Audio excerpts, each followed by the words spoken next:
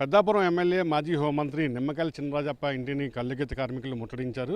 సామర్లకోట మండలం మాధవపట్నం చెందినటువంటి కల్లుగీత కార్మికులంతా కూడా ఈవేళ తమ భార్యలను తీసుకొచ్చి కల్లుగీత వేషధారణలో మాధవపట్నం నుంచి బైక్ ర్యాలీగా రాజప్ప నివాసానికి వచ్చి ఇక్కడ ఆందోళన చేశారు. రాజప్పని కలిసి తమ గ్రామంలో ప్రధానంగా బెల్ట్ షాపుల వల్ల తాము ఉపాధి కోల్పోతున్నామని చెప్పి కూడా వీరంతా కూడా రాజప్ప ముందు ఏకారు పెట్టడం జరిగింది.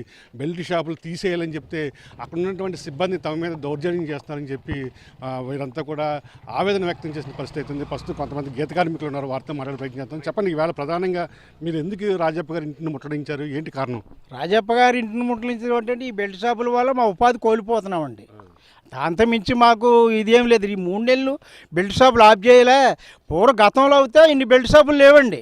మా గ్రామంలో మాదాపట్నం గ్రామంలో 40 మంది గీత కార్మికులు ఉన్నారండి. ఉన్న దాని మీద ఇది తీసుకున్న కళ్ళును పట్టుకెళ్ళి కాల పక్కన పోయి వాళ్ళతో మాకు ఉపాధి లేకుండా పోతుందని రాజప్ప గారికి మందలించుకుందామని వచ్చామండి. దీన్ని సద్వినియోగం చేస్తారు రాజప్ప గారు, మాకు ఒక న్యాయం చేస్తారని రాజప్ప గారు చెప్పడానికి వచ్చామండి. ఎలా ఉంది ఇబ్బంది? ఈ బెల్ట్ షాపుల వల్ల ఎలాంటి ఇబ్బందులు పడుతున్నారు? బెల్ట్ షాపుల వల్ల మాకు కళ్ళు తాగి వాళ్ళు లేరండి. మా మీద గొడవలు పక్కన పెట్టండి.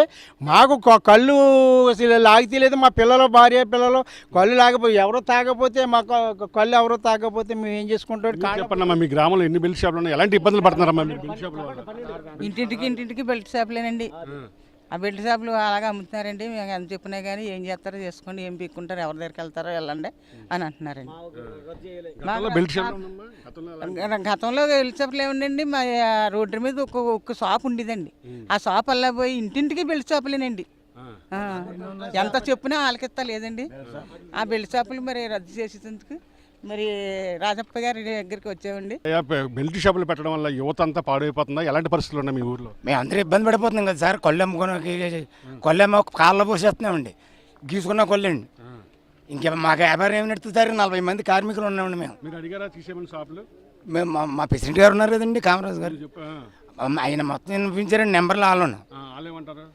వెళ్ళారు, ఏమండి ఏమి సమాధానం చెప్పారు మరి అడగండి సార్. ఈ ప్రెసిడెంట్ ఉన్నారు, అసలు చెప్పండి, మీ గ్రామం మాధవపట్నం ఎలాంటి పరిస్థితులు ఉన్నాయి? మీరు ఇవాళ రాజప్ప గారిని కలవడానికి ఎందుకు వచ్చారు చెప్పండి? రాజప్ప గారు కలవడానికి ఎందుకు చేస్తారు? మాకు జీవనాధారం పూర్తిగా పోయినడం వల్ల ఎక్స్చేంజ్ సిఏ గారిని సంప్రదించాం. మాది అతనే సంధించాలా. వాళ్ళ కింద మీద పెట్టేసి మెలతేసేసి మమ్మల్ని 2 నెలలు పెట్టించి ఏం స్పందన తీసుకోలేదండి. మాకు 2 నెలలు పెట్టించి ఉపాధి హామీ పథకం ఉపాధి పోయడం కూడా మాకు మా కుటుంబ భార్య పిల్లలు అందరూ ఏం చేయలేని తోయిగా శాసనసభ్యులు ఎమ్మెల్యే గారు రాజప్ప గారి దగ్గరికి వచ్చి, సార్ మా ఆవేదన అర్థం చేసుకోండి సార్, గత సీఏ గారు ఎక్స్చేంజ్ సీఏ గారు పట్టించుకోలేదండి, సామలకోట సీఏ గారు ఒప్పించుకోలేదండి. గతం పార్టీ తరపున మీ తరపున ఎంట ఉండి మేము ముందు నుంచి పార్టీని ముందు నుంచి మీ ఎంట ఉండి మీకు పార్టీ చేస్తామని చెప్పి మాకు వాగ్దానం ఇచ్చారు. వాగ్దానం ప్రకారం అదే విధానంగా ఆ వాగ్దానం ప్రకారం మాకు బెల్ట్ షాపులు ఎలాంటి ఇబ్బందులు వస్తుంది? ఒకటి సుట్టుగా చెప్పండి, మీకు గ్రామంలో ఎలాంటి ఇబ్బందులు వస్తున్నాయి? రాత్రి 12 గంటల దాకా అమ్ముతున్నారండి. ఇతర ఊళ్ళ నుంచి వచ్చేసి ఇది చిన్న యానం కింద అమ్మేస్తున్నారండి.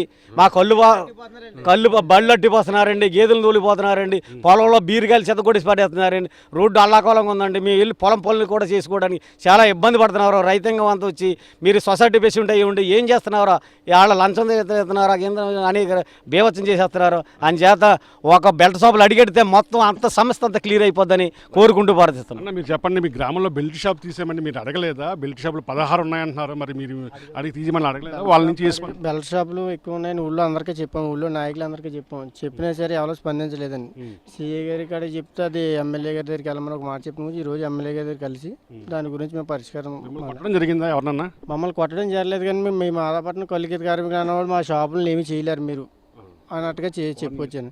ఊళ్ళో నాయకులు కూడా గీత కార్మికులు ఎవడున్నాడు, ఈ ఆలనాడు ఎంతమందికి ఇస్తున్నారో అన్నట్టుగా మాట్లాడుతున్నారండి వాళ్ళు. మా సంఘాన్ని పక్కన పెట్టి ఊళ్ళో కొత్త ప్రజలందరినీ కూడా వాళ్ళకి సపోర్ట్గా చేసి. వాస్తవంగా బెల్ట్ షాపుల వల్ల మీ వ్యాపారం లేకుండా పోయిందా? బెల్ట్ షాపుల వల్ల వ్యాపారం లేదండి. మేము బెల్ట్ షాపులు ఉండటం వల్ల ఇప్పుడు కాయ 50 రూపాయలకి 40 రూపాయలకి వచ్చేస్తుందండి. అదే 50 రూపాయలు 40 రూపాయలు ఉన్నవాడు అయితే ఏదో కొలు తాగి ఏదో మన ముందుకు వెళ్తాడండి. మరి అతను అలా చేస్తలేదు కదండి.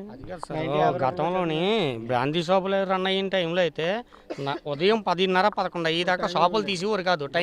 టైమింగ్ సెన్స్ అనేది ఉండేది గత ప్రభుత్వంలో. ఇప్పుడు ఏంటంటే బ్రాందీ షాపులు టైం టు టైం ప్రకారంగా 10:30 టైంలో తీసినా కానీ బెల్ట్లు ఎక్కువైపోవటం వల్ల తెల్లారితోడికి ఎవరి ఇంటికాడ వాళ్ళకి దొరికేస్తున్నాయి లోకల్లో. దొరుకుతాం వల్ల ఒక 15 సంవత్సరాల కుర్రోడు కాడి నుంచి 60 సంవత్సరాల వయసోడు కూడా మా దగ్గరికి వచ్చి కళ్ళు తాగి మేము గీసుకున్న కళ్ళు తాగి తిరిగి సిచ్యువేషన్లో లేరు.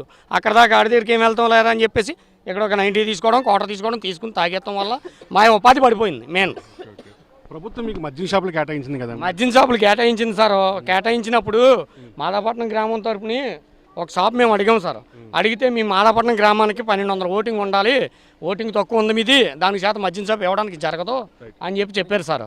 చెప్తే సరే కదండి, పోనీ మద్యం షాప్ ఇవ్వడానికి అవ్వదు, పోనీ బెల్ట్ కింద అన్న ఇవ్వండి అని చెప్పని మేము అడిగాం. అడిగితే అది కూడా జరగని పరిస్థితి అన్న అక్కడికి ఊరిలో ఉన్న నాయకుల ద్వారా అబ్జెక్షన్ జరగడం జరిగింది. దానివల్ల ఇప్పుడు మేము ఏదో పోన్లే అవి దొరకపోతే మన వృత్తి మనం అనుకోకూడదు కదా అని మేము వల్ల కట్టుకుని గీసుకుని బతుకుతుంటే ఇప్పుడు మా యొక్క గీసుకున్న కాలనీ కూడా పట్టుకెళ్ళి ఏ ఆవులకి గేదెలకి లేకపోతే కాళ్ళలో పారపోసుకునే పరిస్థితికి తెచ్చుకోవాల్సి వచ్చింది. దానివల్ల మేము మా స్థానిక ఎమ్మెల్యే గారైన నిమ్మకాయల చినరాజప్ప గారి దగ్గరికి వచ్చి ఆయన్ని తెలియపరుచుకుని మేము చెప్పుకోవడం జరిగింది. ఆయన వెంటనే స్పందించి సోమలకోట సీఏ గారికి ఫోన్ చేసి మాట్లాడారు. మా ఎదురుకుండగా ఒక 4 రోజుల టైంలో మేము మొత్తం అరికట్టడం అనేది జరుగుతుందని చెప్పి మాకు తెలియపరిచారండి. రైట్, ఇది మనం చూస్తున్నాం. కళ్ళు గీత కార్మికులు ఒకటే ఆవేదన వ్యక్తం చేస్తున్నారు. గత కొంతకాలంగా మాధవపట్నం గ్రామంలో దాదాపు 16కు పైగా బెల్ట్ షాపులను ఏర్పాటు చేశారు. దీనివల్ల మా ఉపాధి పోయింది, మేమంతా కూడా రోడ్ల మీద పడాల్సి వచ్చిన పరిస్థితి అయితే వచ్చింది. షాపులు తీయమన్నప్పటికీ కూడా బెల్ట్ షాపుల నిర్వాహకులు మమ్మల్ని బెదిరిస్తున్నారు, హెచ్చరిస్తున్నారు, మిమ్మల్ని ఏం చేయలేరని చెప్పడంతో మేము ఆవేదన చెంది మేమంతా కూడా మా కుటుంబంతో కలిసి ఎమ్మెల్యే రాజప్ప దగ్గరకు వచ్చాము. ఆయన స్థానిక పోలీసులతో మాట్లాడి న్యాయం చేస్తారని హామీ ఇచ్చారు. మాకు మొట్టమొదటిగా గ్రామంలో బెల్ట్ షాప్ అనేది లేకుండా చేయాలని చెప్పి కూడా కళ్ళు గీత కార్మికులు ఆవేదన వ్యక్తం చేస్తున్న పరిస్థితి. జర్నలిస్ట్ వెంకటరామ్తో కలిసి కరస్పాండెంట్ రాజు, సాక్షి టీవీ, కాకినాడ రూరల్ నుండి.